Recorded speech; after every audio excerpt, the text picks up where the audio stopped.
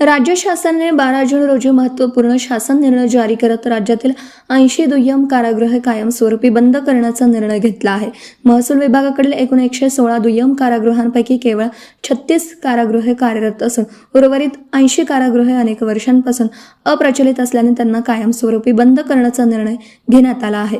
राज्यातील अनेक दुय्यम कारागृहे दीर्घकाळापासून वापरात नसल्याचं तसेच काही ठिकाणी इमारती जीर्ण व मोडकळीस आल्याचं शासनाच्या निदर्शनास आलं। या कारागृहांच्या देखभाल, दुरुस्ती आणि सुरक्षा व्यवस्थेवर खर्च होत असला तरी त्यांचा प्रत्यक्ष वापर अत्यल्प असल्याने शासनाने हा निर्णय घेतल्याचं शासन निर्णयात नमूद केलं। या निर्णयामुळे राज्यातील कारागृह व्यवस्थेची पुनर्रचना होणार असून संबंधित भागातील कैद्यांची व्यवस्था जवळच्या जिल्हा कारागृह अथवा अन्य सक्षम कारागृहांमध्ये करण्यात येणार आहे। त्यामुळे कारागृह प्रशासनाच्या कामकाजात अधिक सुसूत्रता येण्यास मदत होणार असल्याचं बोललं जात आहे।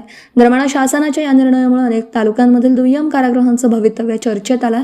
काही ठिकाणी कारागृहांच्या नवीन इमारतींसाठी प्रस्ताव प्रलंबित आहेत, तर काही ठिकाणी जुन्या कारागृहांच्या नूतनीकरणाची मागणी अनेक वर्षांपासून करण्यात येत आहे।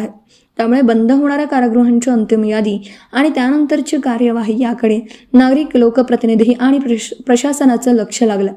राज्यातील वाढती लोकसंख्या, बदलते सामाजिक वातावरण आणि कायदा सुव्यवस्थेच्या दृष्टीने कारागृह व्यवस्थेचं आधुनिकीकरण करण्याची आवश्यकता वारंवार व्यक्त होत असताना शासनाने अप्रचलित कारागृहे बंद करण्याचा निर्णय घेतला आहे। या निर्णयामुळे कारागृह विभागावरील आर्थिक भार कमी होण्यास मदत होणार असून उपलब्ध मनुष्यबळ आणि संसाधनांचा अधिक प्रभावी वापर करता येणार असल्याचंही सांगितलं जात आहे। 12 जून 2026 रोजीच्या या शासन निर्णयानंतर संबंधित जिल्हा प्रशासन आणि कारागृह विभागाकडून पुढील कार्यवाही सुरू होणार असून बंद होणाऱ्या कारागृहांच्या जागांचा वापर भविष्यात कोणत्या कामासाठी केला जाणार याबाबतही उत्सुकता निर्माण झाली। माझं गाव चॅनलसाठी स्वप्नील कोपरे, कोपरगाव।